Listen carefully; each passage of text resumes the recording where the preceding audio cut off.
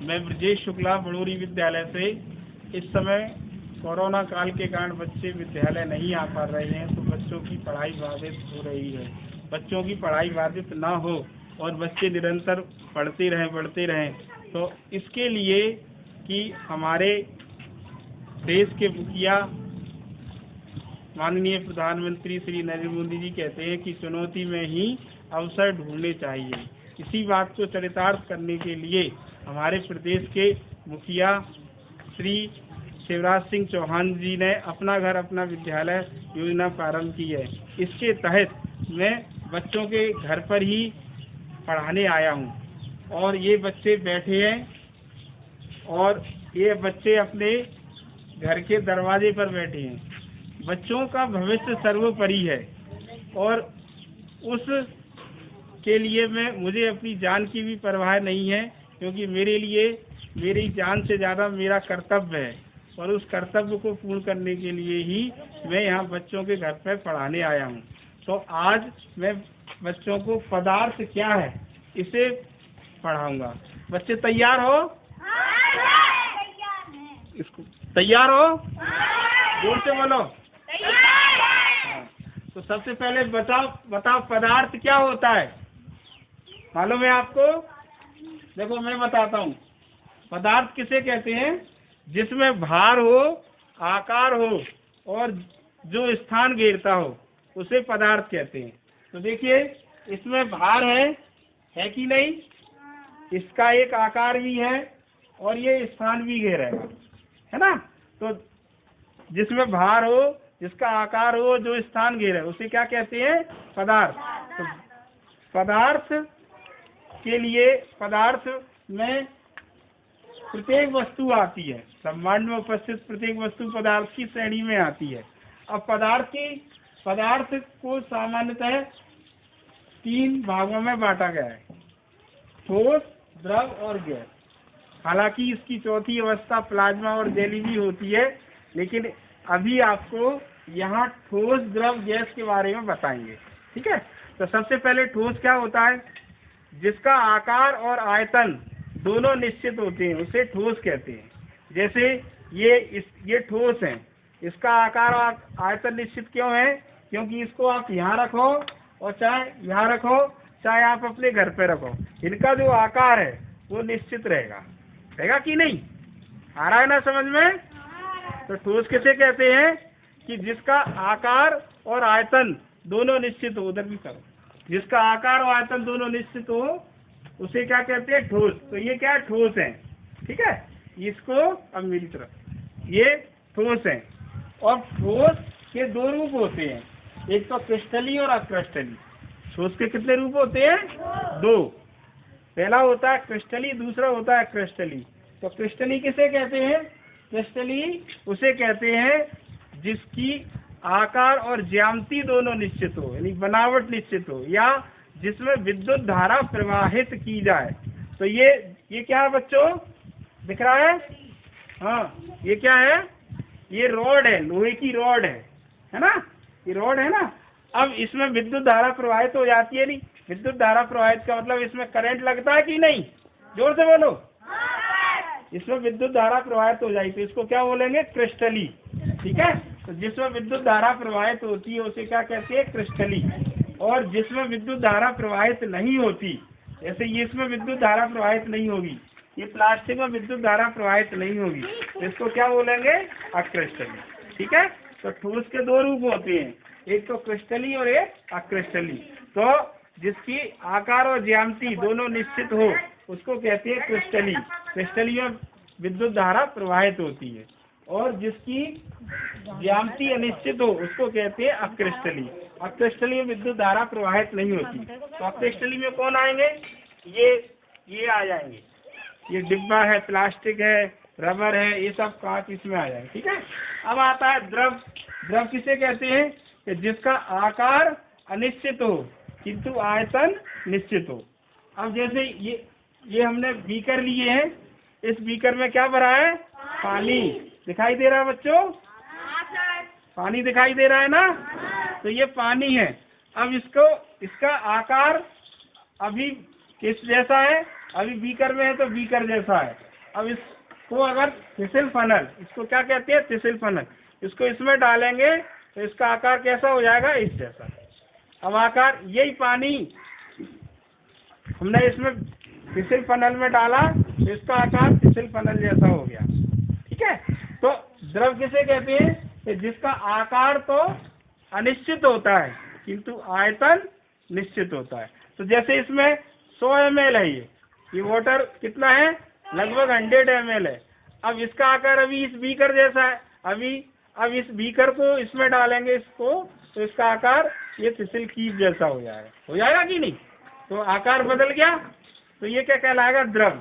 अब इसी प्रकार होता है। अब द्रव के उदाहरण कौन से हैं, जैसे पानी है, दूध है, तेल है ना, ये सब उदाहरण काय में आते हैं, ये आते हैं द्रव में।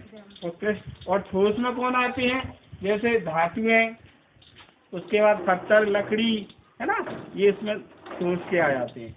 और ठोस के भी दो रूप है, क्रिस्टली या क्रिस्टली। क्रिस्टली में कौन आ जाएंगे, धातुएं, सोना चांदी, है ना, और अक्रिस्टली में प्लास्टिक, रबर, कांच आ जाएगी। अब आता है गैस। तो गैस किसे कहते हैं कि जिसका आकार अनिश्चित हो किंतु इसका आकार और आयतन दोनों अनिश्चित हो, उसे गैस कहते हैं। गैस किसे कहते हैं कि जिसका आकार और आयतन अनिश्चित है। तो ये क्या है बच्चों, ये बैलून है। ठीक है, तो इसको इसमें अभी गैस नहीं भरी, इसमें अभी गैस नहीं भरी। जैसे ही हम इसमें गैस भरेंगे तो क्या हो जाएगा, इसका ये फूल जाएगा। देखो करके देखते हैं।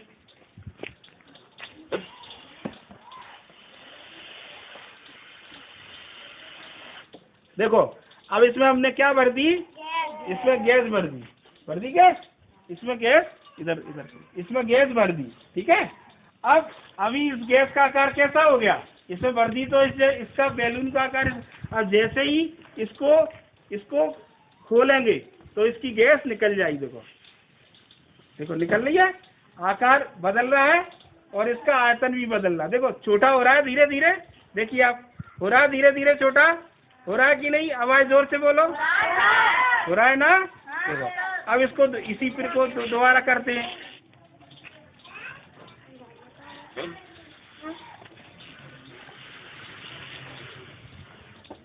देखो फिर बढ़ गया, यानी इसमें अपन ने क्या भर दी, ऑक्सीजन, वायु या ऑक्सीजन इसमें भर दी। ठीक है, तो इसमें जैसे ही इसमें ऑक्सीजन गैस भरी तो उसमें क्या हुआ, इसका आकार बदल गया।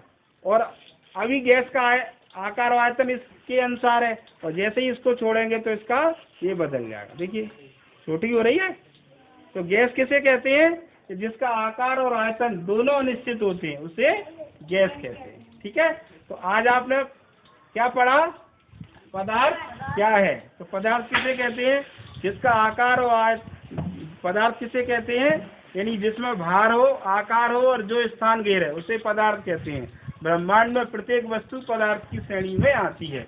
पदार्थ की सामान्यतः 3 अवस्थाएं होती हैं, ठोस, द्रव, गैस, लेकिन इसकी चौथी प्लाज्मा और जेली अवस्था भी मानी गई। चौथी अवस्था प्लाज्मा, 5वीं जेली। ठीक है, अब उसके बाद है ठोस। क्या है, जिसका आकार और आयतन दोनों निश्चित होते हैं, उसे ठोस कहते हैं।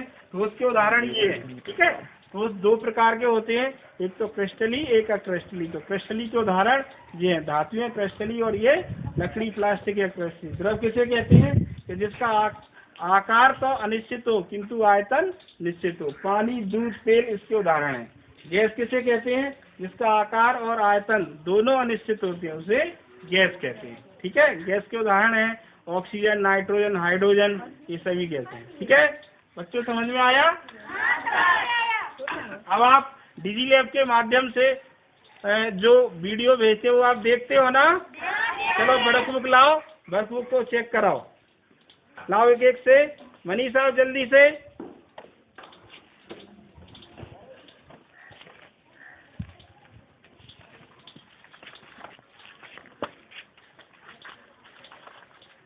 रोज नकल करते हो एक पार्ट हिंदी की?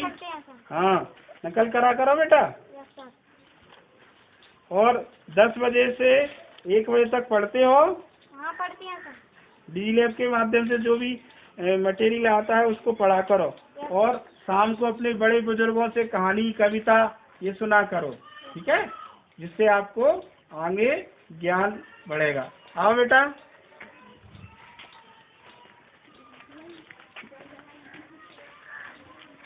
एक पेज हिंदी की एक पेज इंग्लिश की नकल करते हो? करते हैं। हाँ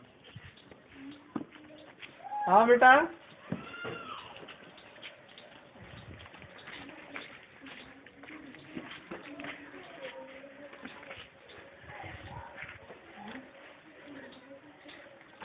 तुम वर्कबुक कंप्लीट किया करो, तुम्हारी वर्कबुक अधूरी है, ठीक है, रोज किया करो।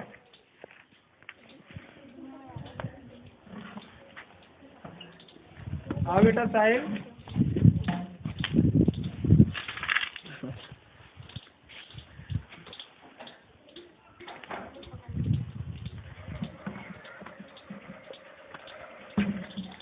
अनिकेत जल्दी आओ। और घर पर पढ़ते हो कि नहीं? सर। जोर से बोलो। Yes sir. वर्कबुक तुम्हारी अधूरी है, पूरी वर्क को कंप्लीट करना। चलो आओ, जल्दी आओ बेटा।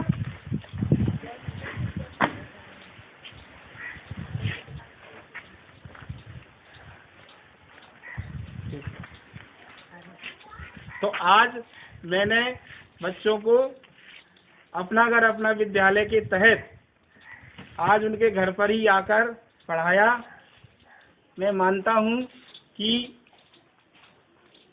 बच्चों का भविष्य सर्वोपरि है और इस कार्य को करने के लिए अगर मेरी जान भी चली जाए तो उसकी मुझे परवाह नहीं है, क्योंकि मेरे लिए बच्चों का भविष्य सर्वोपरि है।